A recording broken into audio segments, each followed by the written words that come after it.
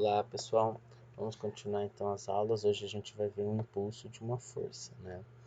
É o estudo da física onde inicia-se um movimento através de uma força, né? Se por exemplo a gente quer parar uma bicicleta que esteja com uma certa velocidade no intervalo de do intervalo de tempo muito curto, pequeno, teremos que aplicar uma força muito intensa, já que para frear um carro que está com uma mesma velocidade, no mesmo intervalo de tempo, necessitaríamos de uma força de maior intensidade, né? Então, para uma velocidade maior, a força de frenagem deveria ser maior ainda, mantido o mesmo intervalo de tempo, né? Também aí vai contar a massa, né? A bicicleta tem bem menos massa do que o carro. Nessas condições, a força depende da velocidade da massa do corpo. Os mesmos efeitos podem ser obtidos considerando intervalos de tempo maiores com aplicações de força de intensidade menor. Para analisar situações como essa, introduziremos duas novas grandezas: o impulso e a quantidade de movimento, que até agora a gente já viu energia cinética, energia mecânica, energia potencial, né? Então agora a gente vai ter mais um movimento. Para explicarmos essa situação, onde o tempo de interação, a massa, a velocidade e a força aplicadas são grandezas importantes na análise de um fenômeno, vamos lembrar de uma cena que já deve ter sido vista por muitos de vocês. Como é uma ficção, não tem nenhum compromisso com a verdade científica. Quando o Superman salva uma pessoa que está caindo, o tempo de interação de uma força é muito pequena, cerca de segundos. Uma pessoa de 80 quilos caindo de uma altura de 100 metros, quando está a 40 metros do solo, sua velocidade seria aproximadamente de 125 km por hora. Portanto, para desacelerar essa pessoa, a intensidade da força aplicada seria enorme. Nesse caso, o corpo humano não suportaria essa desaceleração. Gente, é óbvio que aqui a gente vai ter que falar sobre energia potencial, né? E queda livre, né? Então, se o corpo de 80 quilos está caindo, né? A gravidade é de 10 metros por segundo ao quadrado, ele já caiu 40 metros, né? Porque ele diz que o prédio, a altura do prédio é 100, mas ele pega aproximadamente 40 metros do solo, então ele já caiu 60 metros. Então, a velocidade com que essa pessoa está caindo é de 120 km por hora. Quando o Superman tentar parar ela, o corpo humano não vai conseguir resistir, porque o Superman vai usar uma força muito, né, além do que o nosso corpo permite, correto? Impulso de uma força constante. Os impulsos mecânicos são situações que sempre encontramos no nosso cotidiano, onde existem impulsões, pulsões, impactos ou explosões. Existem corpos interagindo e essas interações duram um certo intervalo de tempo. Então aqui, né, nós podemos ver na primeira imagem, nós podemos ver uma explosão, né, onde você tem corpos interagindo, né, uma onda que leva as coisas destruindo elas, né? E aqui nós temos um cabo de guerra que todo mundo está fazendo uma força para um determinado sentido. Aqui nós temos uma força, né?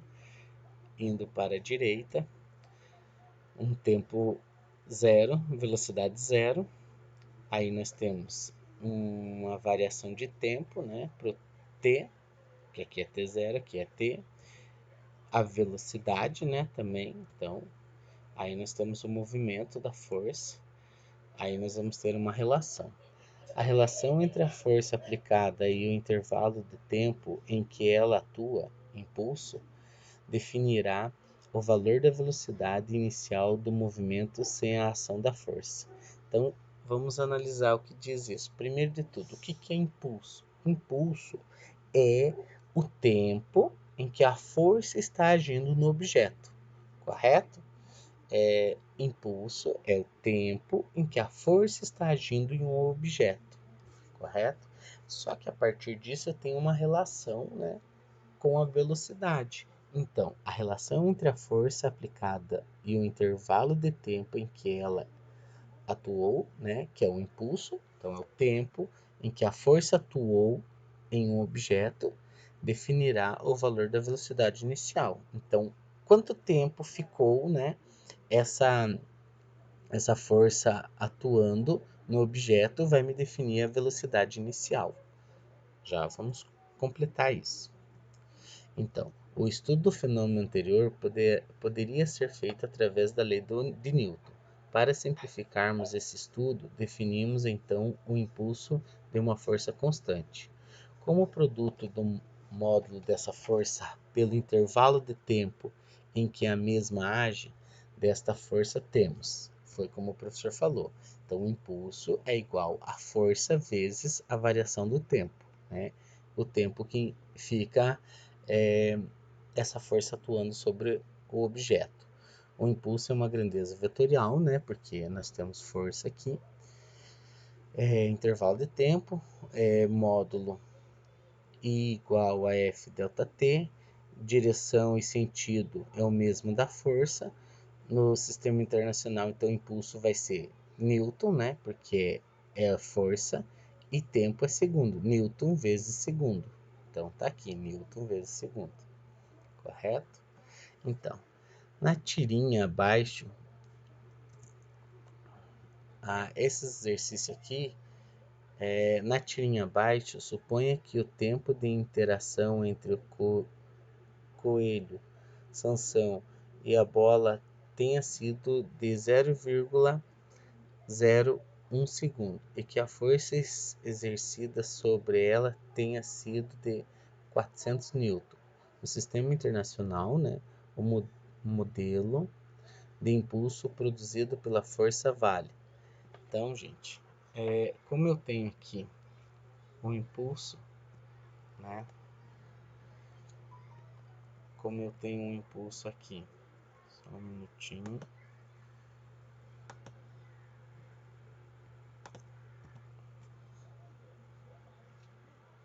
O professor está abrindo aqui.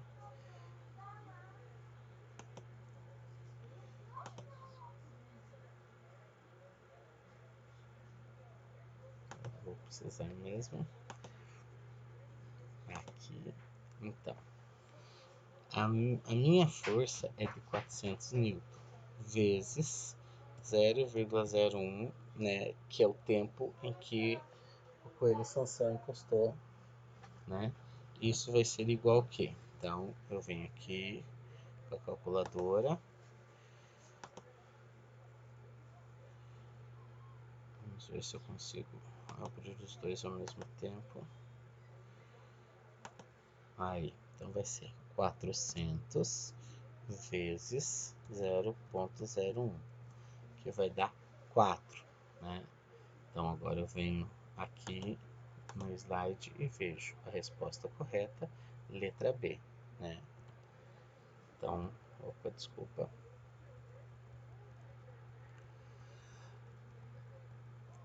A tirinha, né, não vai ser importante porque ele vai me dar todos os dados e ele quer saber qual é o impulso. Então, o impulso, ele é letra B, né? 4, né, newton vezes segundos. E aqui, então, eu vou ter duas atividades para vocês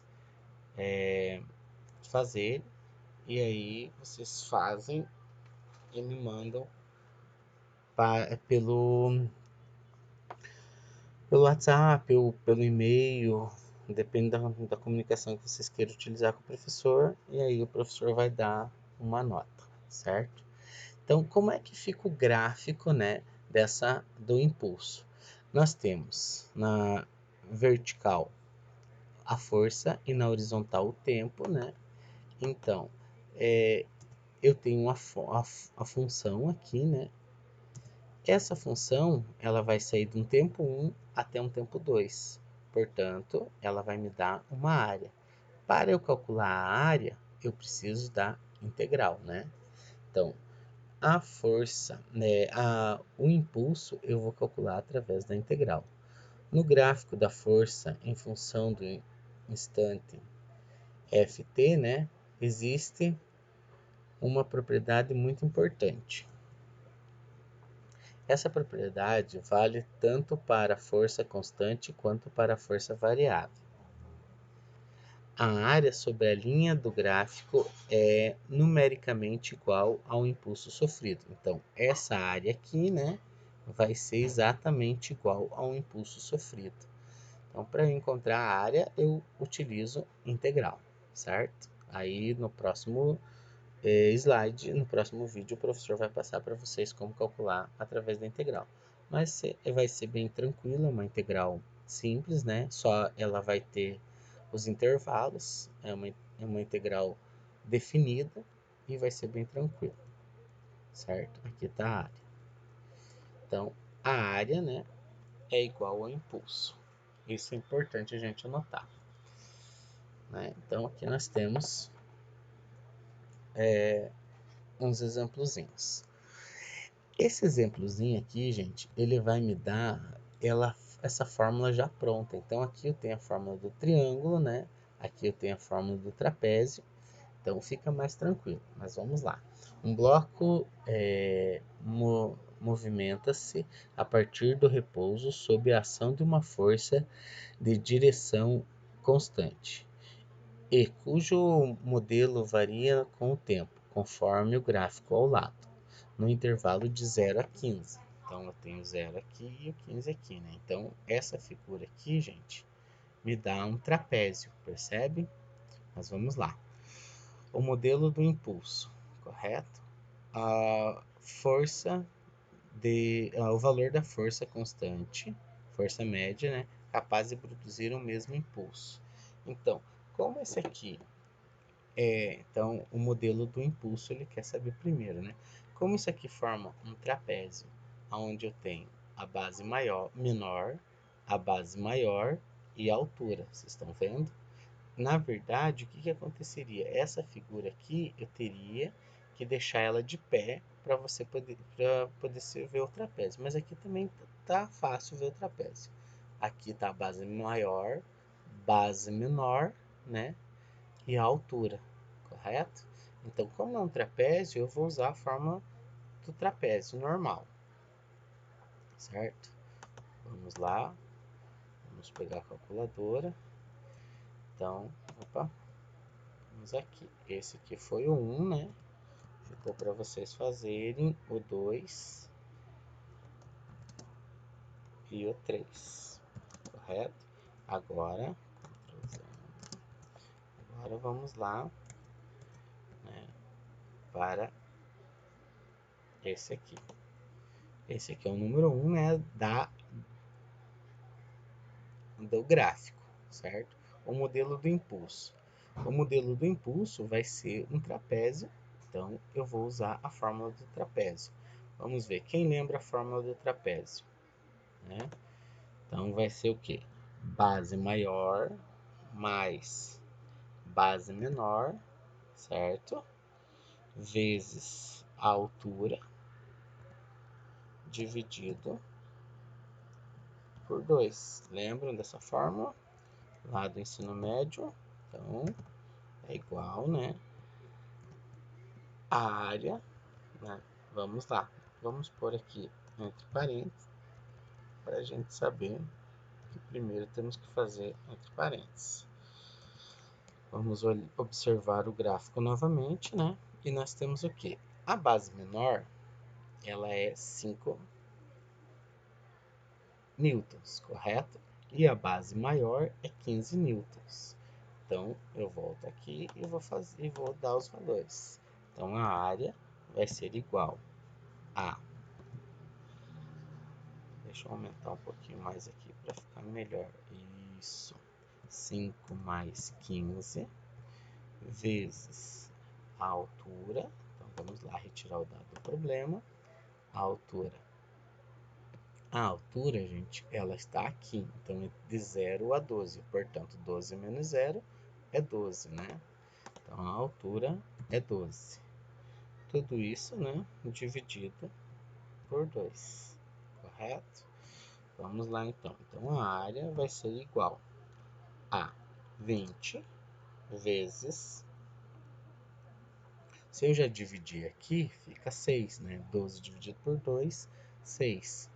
20 vezes 6 é igual a 120 newtons por newtons segundos, certo? Então, a área, né, a área é de 120. Então, a área é igual, ou na verdade é aproximadamente, né, o impulso, que é igual a 120, né, newtons vezes segundos, certo? Então, o impulso, nesse caso aqui, vai ser aproximadamente 120. E o modelo do impulso é o trapézio, que é a primeira formulazinha que nós fizemos, né? Então, está aí. A segunda vai ficar para vocês fazerem, né? Também está aqui a demonstração. Aí vocês podem tirar as dúvidas depois com o professor. O diagrama horário lá do lado aqui mostra a variação do modelo da força resultante aplicada a um corpo de massa de 2 kg, uma velocidade inicial de 1 metro por segundo. A força atua sempre na mesma direção e sentido da velocidade do corpo, né? Nesse caso, para cá. Determine o modelo do impulso da força no intervalo de 0 a 5. Gente, me perdoem aqui, mas eu vou arrumar certinho para não ter perigo. A força, o 5 tá aqui, gente. É que ele, ó, o 5 tá aqui, tá? Aqui tá o 5. Então ele tá bem certinho. Só que, claro, ele forma o quê? Um quadrado. Não, perdão, ele forma um retângulo. Desculpa. Então ele quer saber de 0 a 5, portanto ele quer saber da figura inteira. Só que essa figura também, se eu virar, ela forma um trapézio, né? Aqui eu tenho a base menor e aqui eu tenho a base maior, certo? Então base maior, base menor. A base maior é de 5, a base menor é de 2,5, né? Porque daqui assim daqui é 5, aqui é 2,5, 2,5, 5 menos 2,5 é 2,5. E a altura dele, né, é 8, certo? Então, a altura dele é 8. O modelo da velocidade do corpo no instante, né, t igual a 5. Agora sim, nós temos, então, ele está pedindo a velocidade. E o trabalho realizado pela força entre os instantes de 0 a 5. Também a gente tem condição de fazer, porque o trabalho, né, é força vezes distância, que esse a gente consegue descobrir.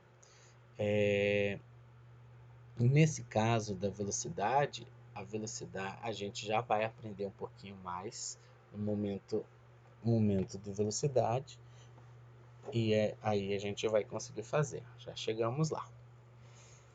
Então, aqui agora, né? Então, como que eu vou resolver a letra B? Então, pela quantidade de movimento. O que é quantidade de movimento? Para cada fenômeno da natureza, existem grandezas físicas que podem caracterizá-los matematicamente. Por exemplo, quando estudamos o movimento de um corpo, uma das grandezas que pode descrever o seu comportamento é a velocidade. Através de sua análise, podemos medir, por exemplo, a taxa de variação de sua posição, o sentido do deslocamento e até se ele se desloca acelerado ou retardado. Lembram lá das aulas que nós tivemos em sala de aula, né? Movimento acelerado, movimento retardado. Tinha movimento acelerado progressivo, né, ou retrógrado, movimento retardado progressivo ou retrógrado.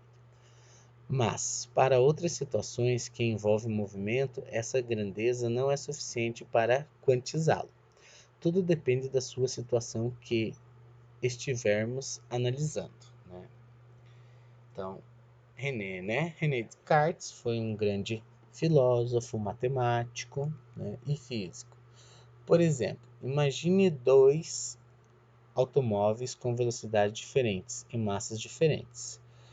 Qual deles provocaria um maior impacto, um maior estrago, né? No caso de uma colisão. Alguns anos antes de Newton escrever seus trabalhos, Descartes propôs que a velocidade média do movimento de um corpo, ao invés da velocidade, seria sua quantidade de movimento, baseando em estudos sobre colisões, né? Em suas palavras, a primeira causa do movimento é a mais importante, a mais universal, é Deus, que de sua onipotência criou a matéria em movimento e em repouso. A quantidade de movimento colocada por Deus no ato da criação nunca pode ser mudada, né?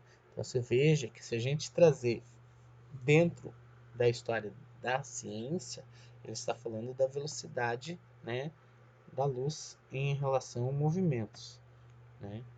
Então a gente pode dar uma olhada sobre isso. Continuando,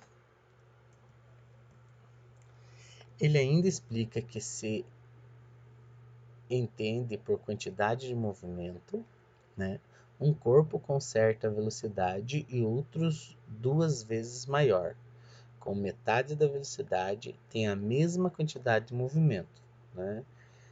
Nossa linguagem, né? Na nossa linguagem a gente tem quantidade de movimento é massa vezes velocidade. Então, a partir daí, por isso que lá no exercício anterior deu velocidade inicial, deu velocidade final, né? E através daquelas fórmulas que a gente estudou, a gente consegue resolver o exercício. Lá a função horária função horária pela distância, lembrar daquelas formulazinhas, certo? Quantidade de movimento ou momento linear, certo? No sistema internacional, né, massa é quilos e velocidade é metros por segundo. Então vai ser quilos metros por segundo. Quilômetros por segundo. Como nas experiências de colisões Descartes encontrou a conservação da quantidade de movimento antes e depois. Ele acreditava ser encontrada a verdadeira medida de movimento, pois sendo ela uma criação de Deus, não poderia ter seu valor alterado ao longo do tempo. Alguns anos depois, Leibniz discorda de Descartes, que o produto da massa do corpo pela velocidade pode ser a medida ideal do movimento, né? Então, aí nós entramos num debatezinho entre eles. Por quê? Que aqui, essa fórmula que a gente usa é uma evolução do que Descartes falou, né? Muito bem. A quantidade de movimento tem a mesma direção e a mesma sentido da velocidade vetorial. Isso também é importante gravar. Leibniz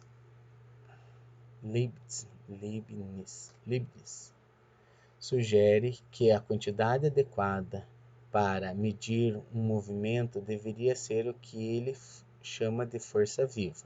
Essa força viva seria dada pelo produto, né, massa vezes velocidade ao quadrado. Se a gente recordar, né, é energia cinética, que mais tarde se torna a medida da energia cinética, lembram? A gente já estudou isso nas outras aulas. Então, pera lá. O que significa isso então, professor? Descartes falou sobre a quantidade de movimento. Leibniz falou sobre energia cinética, correto? Então, são duas coisas distintas, né? A gente só está vendo a parte histórica. Somente em 1743, a polêmica sobre a qual a melhor medida de um movimento foi resolvida.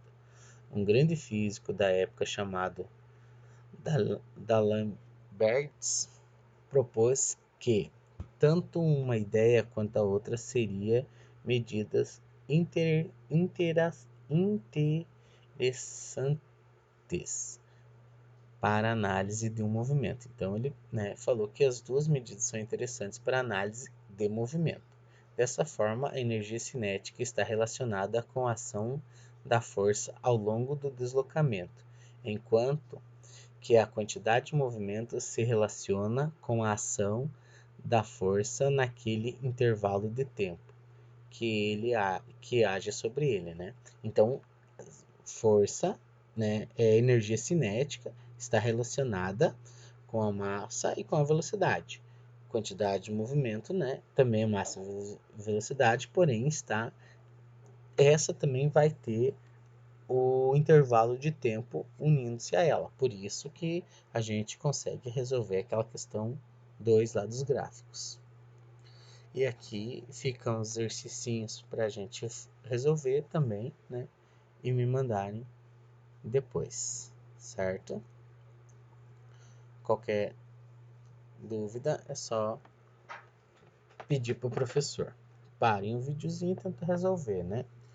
Então, Newton e a quantidade de movimento. Então, agora a gente vai fazer uma relação, né? É óbvio que o professor não ia deixar vocês sem fazer essa relação de quantidade de movimento. Então, para a gente achar o trabalho e todas as outras, né? Em todos os livros didáticos do ensino médio, a segunda lei de Newton é apresentada por força igual a massa vezes aceleração, que é uma simplificação moderna para o que disse Newton no seu livro Princípio. A expressão original de Newton para a segunda lei leva em condição o que se chama de quantidade de movimento, também conhecida como momento linear, medida que se origina conjuntamente da velocidade da massa. Então, eu tenho aqui, né, massa vezes aceleração. Mas quem é aceleração? Aceleração é velocidade dividido por tempo, correto? Só que massa vezes velocidade nada mais é que quantidade de movimento. Então, portanto, eu tenho a quantidade de movimento dividido por tempo, certo? Então, a força é igual à quantidade de movimento dividido por tempo. Aí está a relação, né, entre a quantidade de movimento ou momento linear, que auxilia vocês a resolver a questão 2 lá. Relação entre impulso e quantidade de movimento. O impulso resultante das forças que agem sobre um corpo material num certo intervalo de tempo provoca, né, é igual, né, à variação da quantidade de movimento deste ponto no mesmo intervalo de tempo. Então, aí que é a diferença entre Leibniz e Descartes, né? Descartes ele coloca o tempo em relação e com a energia não tem relação com o tempo, ela só tem relação à massa e à velocidade. Portanto, né, eu tenho que impulso é igual à variação da quantidade de movimento, certo? Assim, eu tenho que é movimento menos quantidade de movimento inicial. certo? Que é a variação. Portanto, né, trocando, eu tenho massa vezes velocidade final menos massa vezes velocidade inicial, né? Essa é a demonstração que nós teríamos que fazer a junção entre impulso e massa vezes velocidade, certo? Agora a gente vai dar uma olhada sobre as colisões, as curiosidades, né? Impulso e quantidade de movimento, curiosidades. Hoje, constantemente vemos nos veículos de comunicação que tem crescido o número de acidentes de trânsito, seja eles provocados por falha humana, pela falta de conservação de estradas ou por falha mecânica dos automóveis. O que vemos é que cada vez mais a indústria automobilística está sendo forçada tanto por medidas regulatórias dos governos, quanto por questões de marketing, adotar mecanismos de segurança que possam proteger de forma mais adequada os passageiros dos veículos em casos de colisões. Se observarmos bem, as medidas mais comuns que as indústrias estão tomando são em relação à construção de carros com estrutura mais seguras, como airbag, cinto de segurança, mais reforçados e eficientes, e assentos mais seguros, né? Então, opa, quando um carro colide contra um muro de pneus, o tempo de frenagem é aumentado devido à deformação sofrida. Isso diminui a velocidade do impacto, fazendo com que a variação da quantidade de movimento não seja tão abrupta, diminuindo assim a força média envolvida na colisão. Ou seja, os pneus, né? Aqui quando você tem essa colisão, os pneus vão se deformar, né? E o carro, ao chegar perto do muro, né? Que é a colisão mais é, forte, ele vai ter uma velocidade bem menor, correto? Então agora a gente vai falar um pouco disso. Qual o carro mais seguro? O carro antigo, que usa materiais mais resistentes ao choque, ou os atuais, que utilizam outros materiais na sua fabricação, como plástico? Gente, essa questão, né, traz outras coisas que a gente também tem que observar nos automóveis de hoje. Os automóveis de hoje, por exemplo, o motor não é fixo, ele é só colocado. Por quê? Porque antigamente, como o motor era fixo, quando ele batia, acontecia uma colisão, o motor entrava no interior do automóvel. Hoje ele apenas cai, né? E ao cair, ele pode passar por sobre o motorista. E antigamente não, antigamente ele vinha ao encontro do motorista, né? E, né, agora a gente tem uma dúvida, né? Se antigamente os carros, claro, eram feitos com outro tipo de material. Por exemplo, você tem o Fusca que tem os para-choques de ferro, de alumínio, com os carros de hoje, que são a maioria deles plástico, né? Numa colisão, o para-choque o para-choque e a carroceria do carro deve ser deformar o máximo possível para diminuir os efeitos da colisão nos passageiros. Com o intervalo de tempo aumenta, a variação de quantidade de movimento será menos abrupta. Com isso, diminuirá a força média durante a colisão. Opa, então pera lá. É melhor? Sim, gente, porque quanto mais deforma-se o material, né, menos impacto, aquela força repentina, né, que a gente usa a palavra abrupta, ela não chega até os passageiros. Então, diminui-se a força por causa das deformações. E isso o professor passou para vocês lá nas 3 coisas que a força faz com o objeto, lembram?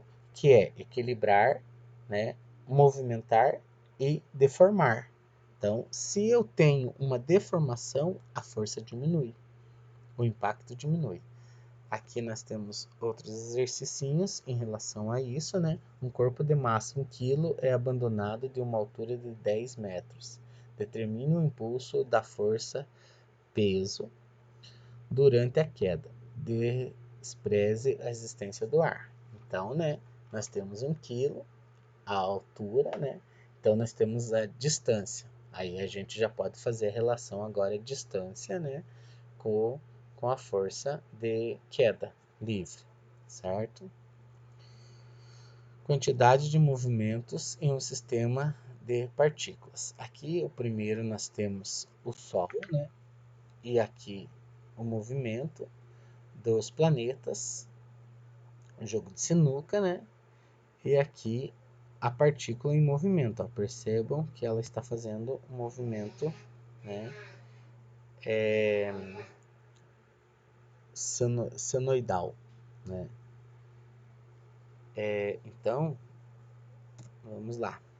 Vemos anteriormente que a quantidade de movimento é uma grandeza importante quando analisamos o comportamento de um sistema de corpos quando em movimento, como por exemplo, nas colisões no jogo de sinuca, o movimento dos corpos que compõem o sistema solar, o movimento de uma estrela binária. Então aqui nós temos, né, uma estrela binária, ou seja, duas estrelas fazendo um movimento uma entre a outra, certo?